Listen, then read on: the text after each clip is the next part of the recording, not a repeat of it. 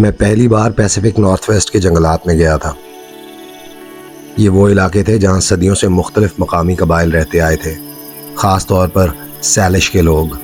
ان کے بارے میں کہا جاتا ہے کہ وہ جنگلات کی ہر آواز کو پہچانتے تھے، اور شاید اسی لیے وہ ایک مخصوص آواز سے ہمیشہ خبردار رہتے تھے، ایک ایسی آواز جو عام انسانوں کو اکثر سنائی ہی نہیں دیتی۔ اس شام ایک پرانے جنگلاتی راستے پر چل رہا تھا۔ میرے ارد گرد لمبے دیودار اور فر کے درخت موجود تھے، اتنے اونچے کہ آسمان بمشکل نظر آ رہا تھا۔ جنگل کی ہوا ٹھنڈی تھی اور درختوں کے درمیان سے ہلکی ہلکی ہوا کی سرسراہٹ آ رہی تھی۔ پھر اچانک مجھے ایک عجیب سی آواز آئی، ٹک ٹک ٹک، جیسے دو خشک لکڑیاں آپس میں ٹکرا رہی ہوں۔ میں رک گیا۔ میں نے ارد گرد دیکھا مگر وہاں کوئی نہیں تھا۔ چند لمحوں بعد وہ آواز دوبارہ آئی، ٹک ٹک، اس بار بالکل میرے قریب سے۔ میں نے اپنے ذہن میں اسے سمجھانے کی کوشش کی، شاید کوئی گرتی ہوئی ٹہنی یا درختوں کے درمیان ہوا کی آواز، مگر پھر مجھے اچانک ایک پرانی بات یاد آئی جو ایک مقامی آدمی نے مجھے اسی دن بتائی تھی۔ اس نے کہا تھا، اگر جنگل میں تمہیں لکڑیوں کے ٹکرانے جیسی آواز سنائی دے تو فوراً واپس چلے جانا۔ میں نے اس سے پوچھا تھا کیوں؟ اس نے صرف اتنا کہا تھا کہ کیونکہ وہ درختوں کی آواز نہیں ہوتی، وہ سٹک انڈینز ہوتے ہیں۔ میں نے خود کو سمجھانے کی کوشش کی کہ یہ صرف جنگل کی عام آواز ہوگی۔ آخرکار پیسیفک نارتھ ویسٹ کے یہ جنگلات بہت پرانے اور گھنے ہیں۔ یہاں ہر وقت درختوں کی ٹہنیاں ٹوٹتی ہیں، ہوا شاخوں کو آپس میں ٹکرا دیتی ہے، اور کبھی کبھار جانور بھی جھاڑیوں میں حرکت کرتے ہیں۔ مگر پھر وہ آواز دوبارہ آئی، ٹک ٹک ٹک، اس بار پہلے سے زیادہ واضح۔ میں نے فوراً مڑ کر اسی سمت دیکھا۔ درختوں کے درمیان اندھیرا بڑھ چکا تھا اور گھنے درختوں کی وجہ سے شام جلدی رات میں بدل رہی تھی۔ مجھے کچھ نظر نہیں آیا، مگر آواز رک نہیں رہی تھی۔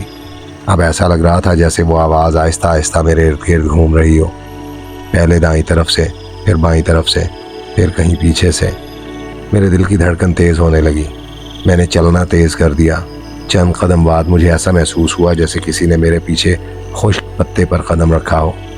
میں فوراً رک گیا، آواز بھی رک گئی۔ چند لمحوں تک جنگل خاموش رہا، مکمل خاموش۔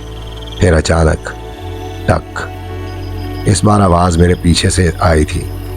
میں نے آہستہ آہستہ مڑ کر دیکھا، درختوں کے درمیان کو چھیلا۔ وہ انسان جتنا اونچا نہیں تھا، بلکہ بہت پتلا اور لمبا سا سایہ تھا۔ ایسا لگا جیسے کسی درخت کی ٹہنی خود حرکت کر رہی ہو۔ چند لمحوں کے لیے مجھے وہ سایہ درختوں کے درمیان کھڑا دیکھتا رہا، پھر وہ آہستہ آہستہ پیچھے ہٹ گیا اور اندھیرے میں غائب ہو گیا۔ اسی لمحے مجھے مقامی آدمی کی ایک اور بات یاد آئی۔ اس نے کہا تھا، سٹک انڈینز کبھی کبھی جنگل میں آنے والوں کو دیکھتے ہیں۔ میں نے پوچھا وہ کیا چاہتے ہیں؟ اس نے کہا تھا، وہ چاہتے ہیں کہ تم جنگل میں زیادہ دیر نہ رکو۔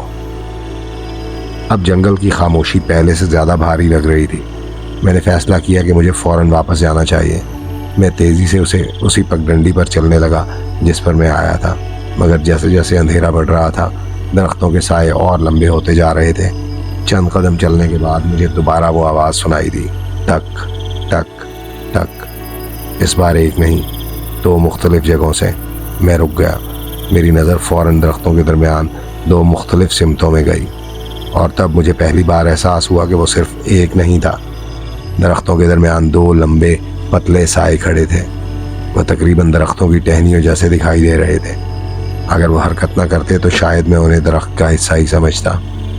ان میں سے ایک سایہ آہستہ سے ہلا، پھر ایک خشک ٹہنی کی آواز آئی، ٹک۔ اب مجھے صاف سمجھ آ گیا تھا کہ یہ آواز کہاں سے آ رہی ہے۔ وہ ایک دوسرے کو اشارہ دے رہے تھے، جیسے جنگل میں کسی خاموش زبان میں بات کر رہے ہو۔ میری سانسیں تیز ہو گئیں۔ میں نے ایک لمحہ بھی ضائع کیے بغیر مڑ کر تیزی سے چلنا شروع کر دیا۔ چند قدم بعد میں تقریباً دوڑنے لگا۔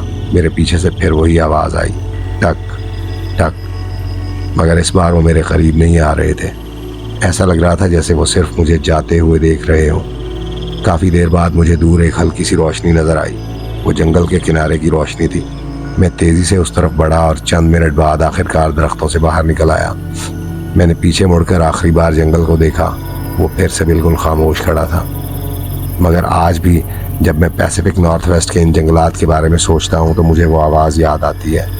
टक टक। क्योंकि सैलिश की पुरानी कहानियाँ एक बात ज़रूर कहती हैं, स्टिक इंडियंस हमेशा हमले नहीं करते, अक्सर वो सिर्फ देखते हैं और ख़बरदार करते हैं।